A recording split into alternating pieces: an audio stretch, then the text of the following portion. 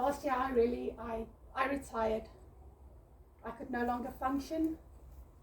It was 20 years of pain and medication that I've been through, and I've just been like a steamroller, pushing myself, and my body could no longer function. And I started looking at alternative products, and the stem cell patches was one of them. So I am blessed. I really am, because in January this year, I spoke to the Lord and I said, at least I had 20 years. At least I had 20 years of spreading the word. At least I had 20 years of speaking. At least I've had 20 years. Let me now not come to you and say, oh, why? So I am really blessed and honored to be here today. Tonight is a very big night for me. The Lord knows that if He brings me out of retirement, I will speak the truth. And I will tell everybody what happened to me when I was 18 years old.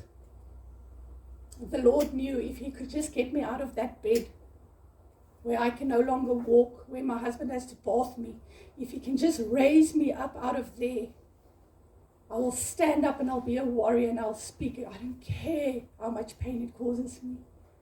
I will tell everybody what happened so that other people can understand the love that God has for them. Because I want others to learn, and I want others to understand the God we serve. When I was 18 years old, I was involved in a motor vehicle accident. It was an accident that not only broke me, but it broke my trust in people, in life, and in society. It forced me to grow up. I was thrown into a world full of hate and pain,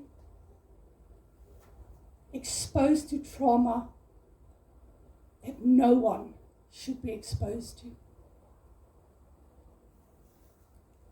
I went out one night with friends, 10 o'clock in the evening. I was in bed, and they called and they said, listen here, Ruanda, do you want to come with? We're going to watch the races, motor vehicle races. And I said, sure, why not? And I got up out of bed and I kissed my mom goodbye and I said, I'll be back now. I'll be back in 2-3 hours. I never knew that I'll not see my mom again. I kissed my mom goodbye and I left. We went to the races and it was such a cold night. It was raining. The wind was blowing. It was in Cape Town, Western Cape. It was so cold, but we still endured the weather. And we went. It was a couple of kilometers out of town. And as we stood there looking at all the cars, people showed up. I recognized them. It was friends. It was friends that we were no longer friends with. All I knew at that stage was the guys said that we are no longer friends with them because they are a bad influence. And I said, okay, we're no longer friends with them. But the whole night I could feel stares coming from them. They would keep on looking at us and they would talk. And while they talked, they would look at us and just do things like that. And you could just feel the aggression coming from their side. We were 4 friends, 2 vehicles. I was the only girl. And the guy said, no, let's go. We're not staying. I said, fine, let's go. We got in the car There was no incident. There was no fight. There was no stairs. We just got in the car and we left because the guys said we are not here for trouble and they are here for trouble. We got in the car and we left. As we drove down the road, there was a traffic stop and we were pulled over, my friend and I. Two friends in front kept on going. We said, we will catch up with them. They can go. I phoned them and said, you can go. We'll catch up with you. They asked normal questions. Did you drink? We said no. Are you dicing? We said no, we're spectators. Put on your safety belts? No problem, safety belts. They checked everything, walked around the car, did the normal thing. They said you can go. And we left. As we drove down the highway, there was no lights. And I realized that there's a vehicle behind us, but our friends are already too far ahead. They can no longer see us. And I realized that the vehicle behind us is aggressively tailgating us. And they are shining their headlights onto us. And as I looked at my friend's face, I could see the reflection of the headlights shining on the mirror back onto his face. And the car just kept coming. He just kept on aggressively, with high speed, staying on our tails, like this. My friend looked at me and he said, I love you. And that is the last words that I heard. Before I could respond, our vehicle flipped and it rolled and it rolled and it rolled. It rolled 3 times. It fell on top of me, flung me one side, flung my friend the other side, and the vehicle another side. And as I laid there on the accident scene, I heard a voice. And I recognized the voice because I knew who was behind us. I knew their faces.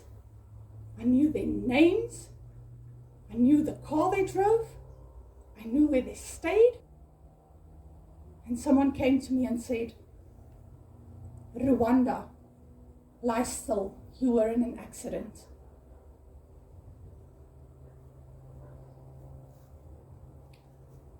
Two people in that car behind us. One came to me, lie still, you were in an accident, calling me by name. I recognized him. The other one, the driver, yelled, let them flip and die. And they left. They left me on the accident scene. They got in their car and they fled. And they left me there.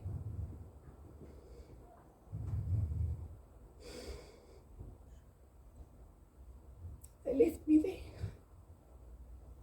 They left my friend there.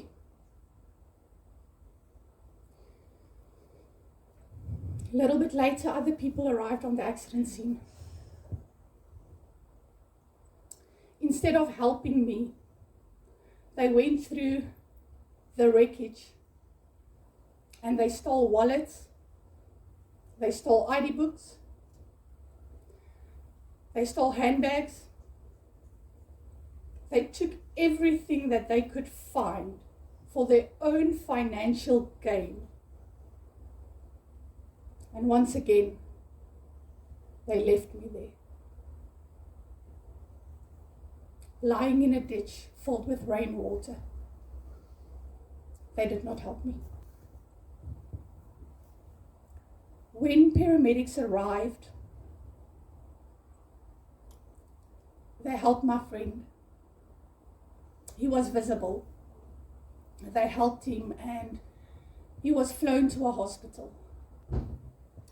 And he was stabilized and he was flown to hospital. However, because there was no identifying items on the accident scene, there was no way for anybody to know there's a second victim. There was no wallet. If there had maybe been a wallet or an ID book, maybe a handbag, they would have searched for a second victim. But there was nothing. Third time I was left on the accident scene, forgotten. 2 hours after the accident, some of the tow truck drivers, the crew who cleans the road and the wreckage, came to clear the wreckage.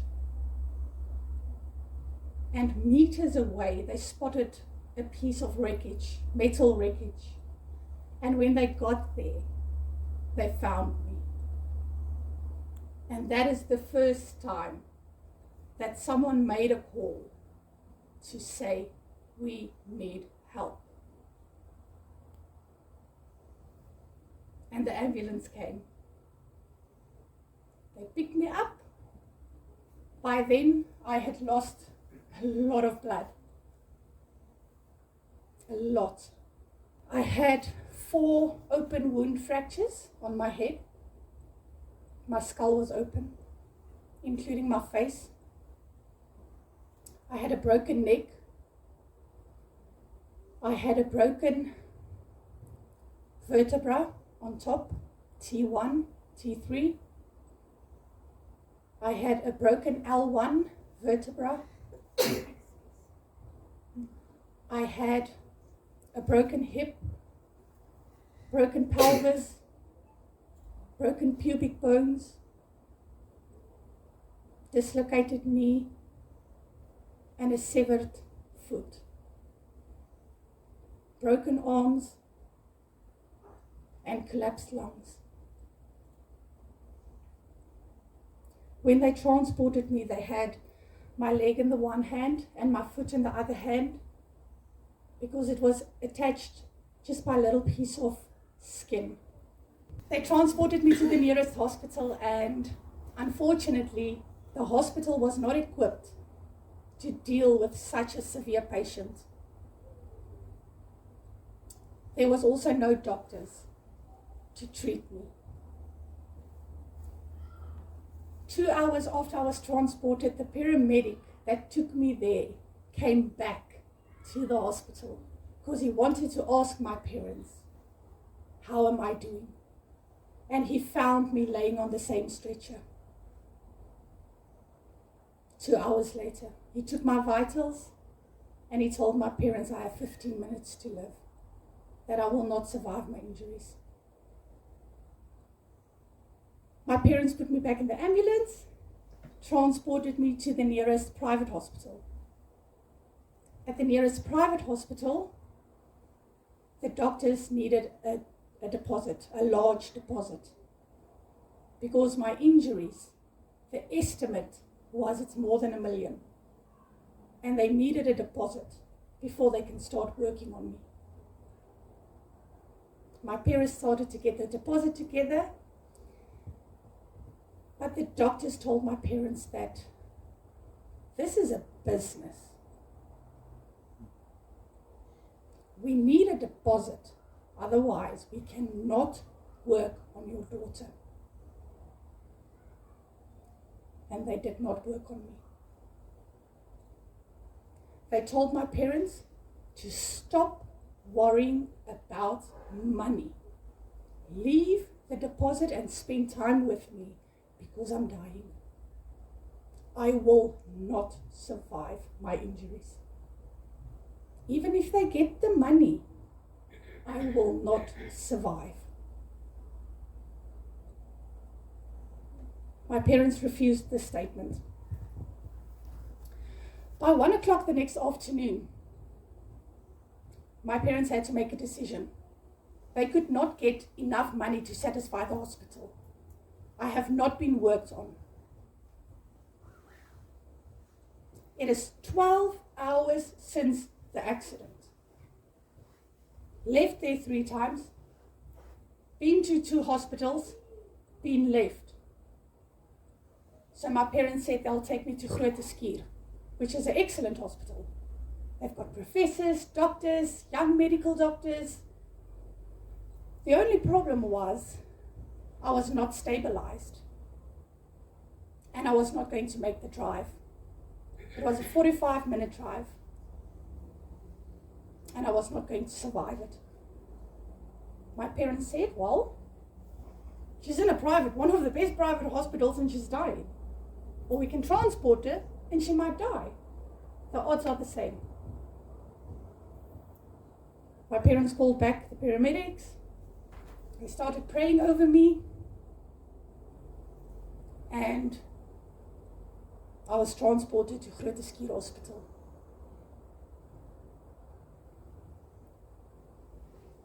While I was in these 2 hospitals, the 2 hospitals that did not treat me, I regained consciousness and I told my parents, this vehicle was behind us. These 2 people were in it. This is the name of the one, this is the name of the other one, this is their ages and this is where they stay. I don't remember it. But that's what I told them. And I lost consciousness again. That's the first time I exposed them. On my way to Ruanda Snyman. Terrible, terrible drive. I remember parts of it. Very painful. But just as soon as I got to Ruanda Snyman and they pushed me through the doors, I died.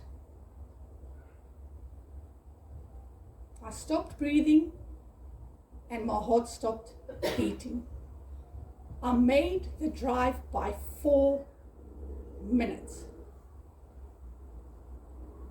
And then I died. At Ruanda Snyman, they had doctors, they had machines, they had equipment. And I was put on life support, and lung machines, and heart machines, and I was given blood, because I'd lost all my blood. I was given blood, and I was put in the induced coma. Once again, they thought I might not make it. While I was in this induced coma, I tried to take out my tube the whole time. I was very agitated. And there was a time that I did actually get it out. And I told my parents, this car was behind us. These 2 guys was driving. This is his name, this is his name, this is the agent, this is where they stay. I went on again. And I stayed in ICU.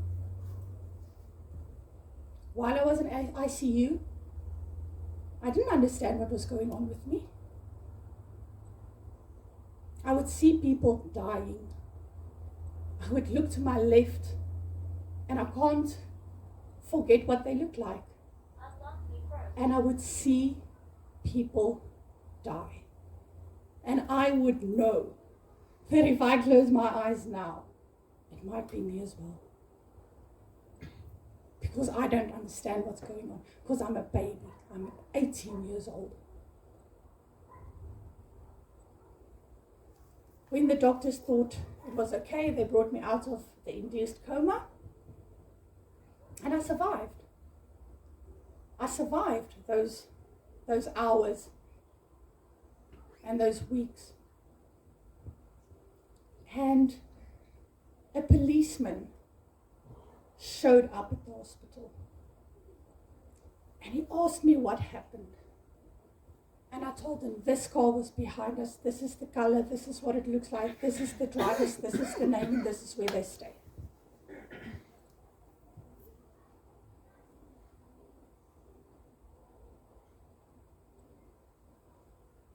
And I trusted them. believed that they would do something about it. Soon after, my parents and my doctors came to me and they told me that my friend passed away. 1:00 that afternoon, when I got into the ambulance, that's when my mom got a call. He just passed away. He didn't survive his injuries. If you can take a heart and you can put it through a shredder, you'll understand what I felt at that stage. Because I did not want to be the miracle. I did not want to be the one who survives. I did not want to be the one who has to stand up and say, this is what happened. This is what was done to us. And I had to do it alone. And I'm 18 years old. I did not want to be God's miracle. I did not want to survive. Soon thereafter, I had to start working on myself. Because now I have a broken body. Now I survived. Everybody's happy. I survived. But the quality of my life would never be the same again. The doctors told me I would never walk again. I would never have children. I am unemployable. So thinking I'm 18, I'm going into this world, I'm going to work, never happened. Because I was told I'm unemployable.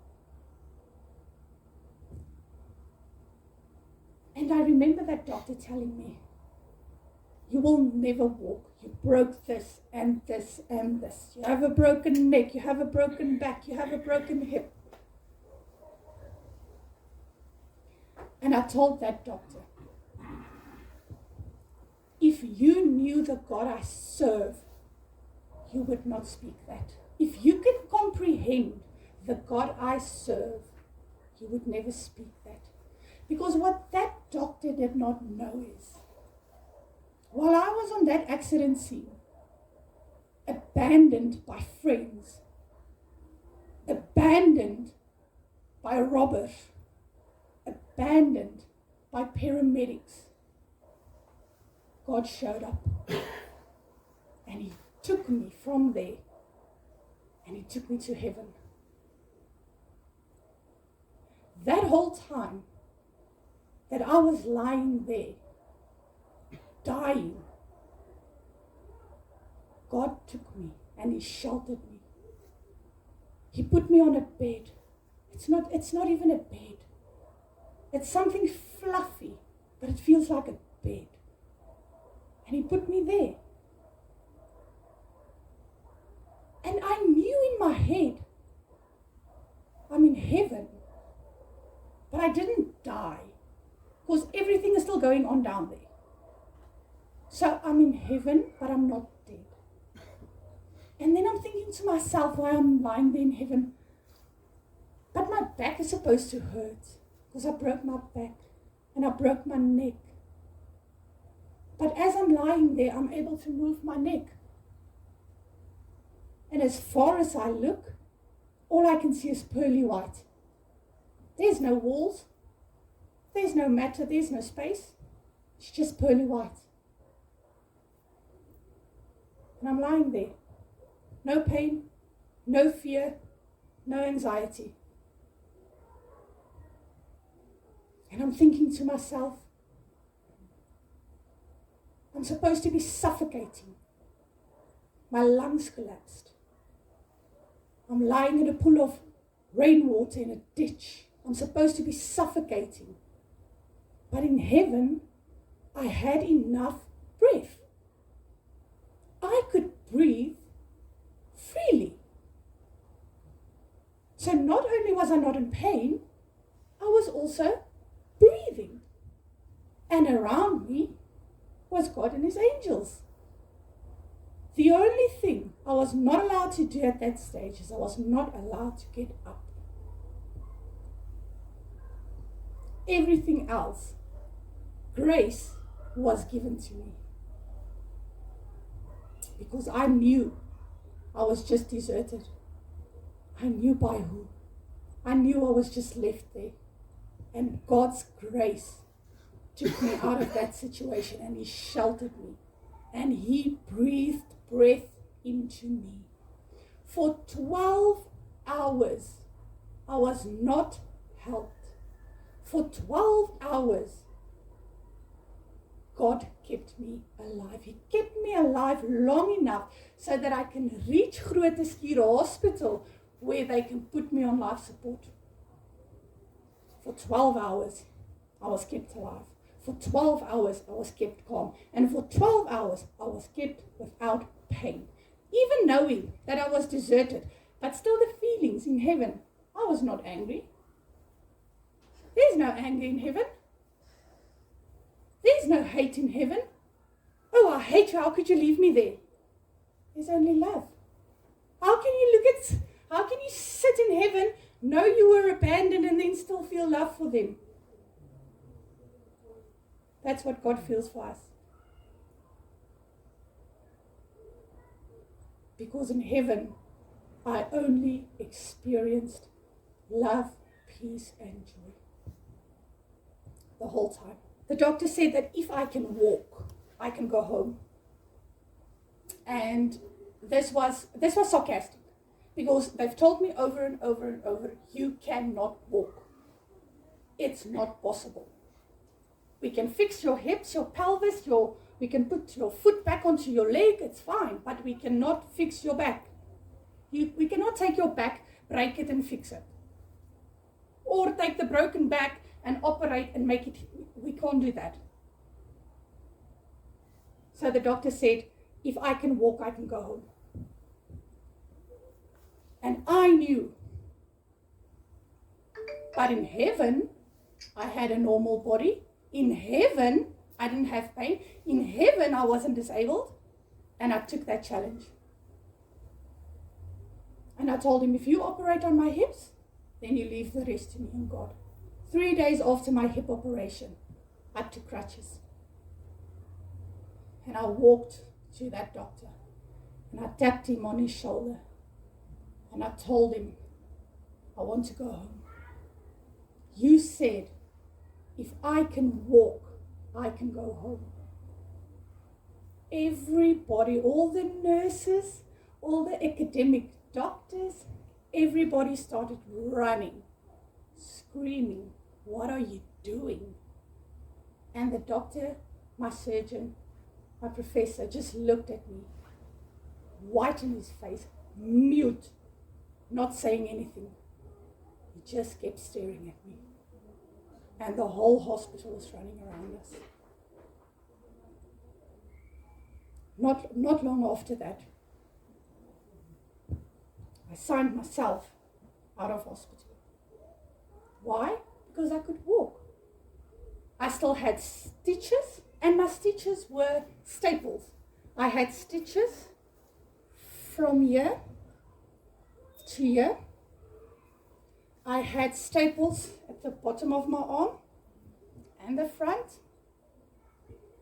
My face on both sides. My skull on both sides. My foot, where the foot and the leg was attached, still had my staples.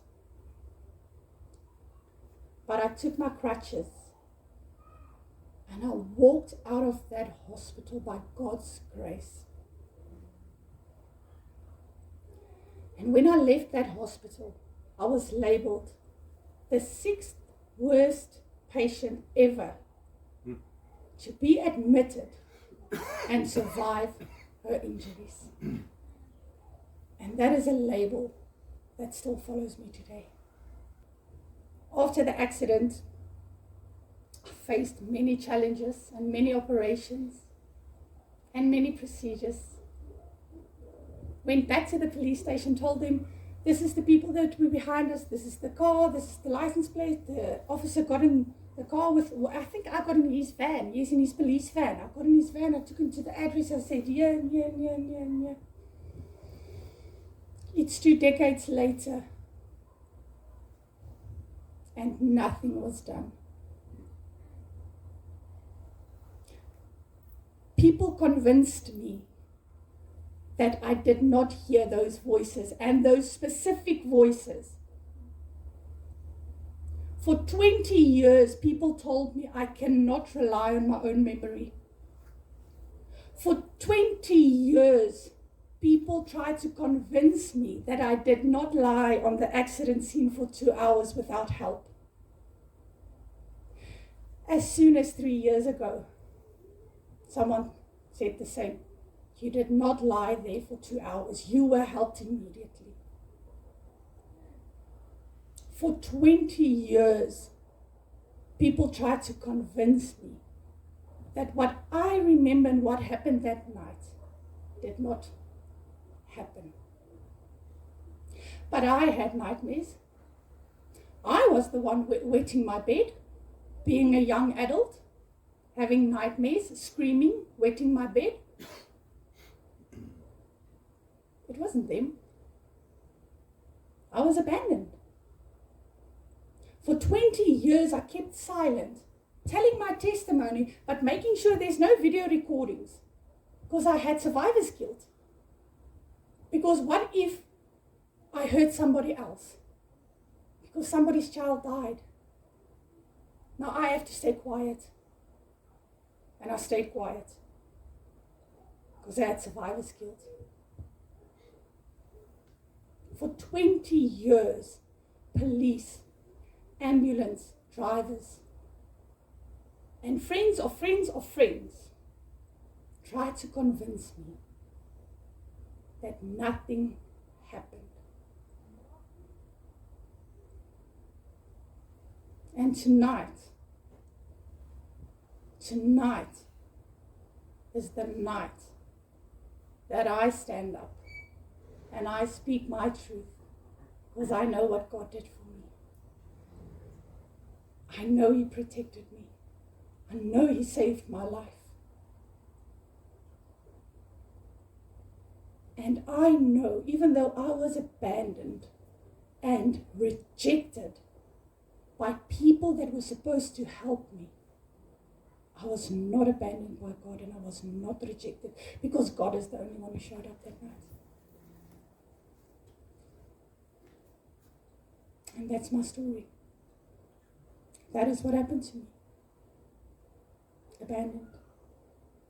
Left to die by friends and professionals. And saved by God.